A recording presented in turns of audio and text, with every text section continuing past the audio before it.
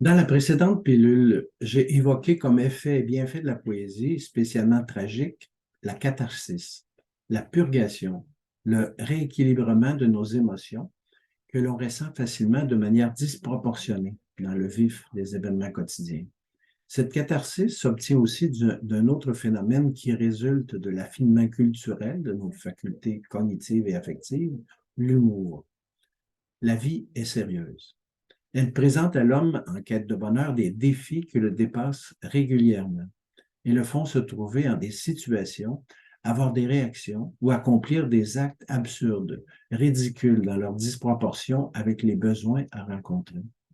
C'est un propre de l'homme d'en prendre conscience et d'en rire.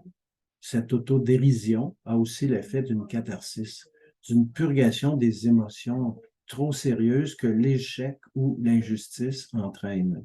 Frustration, colère, indignation, et d'un rééquilibrement affectif qui réhabilite à affronter les situations les plus difficiles.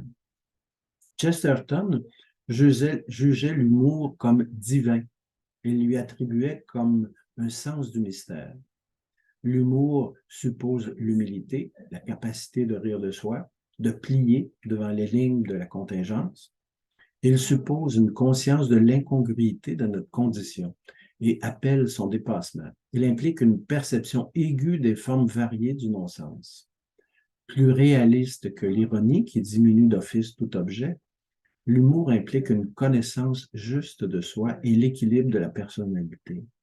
Aussi, insiste Thomas de Coninck, n'est-il point de plus sûr indice de bêtise, mais aussi de fanatisme, de graves déficiences caractérielles que l'absence d'humour, la floraison exubérante d'œuvres picturales, de caricatures, de bandes dessinées, de films comiques géniaux, de même que les grandes œuvres humoristiques ou satiriques d'Aristophane, Juvénal, Rabelais, Molière, La Fontaine, Cervantes, Gogol, Shakespeare, Swift, Dickens, Woodhouse et de tant de leurs pairs en toutes les cultures est aussi essentiel à l'équilibre social et politique que les chefs-d'œuvre tragiques.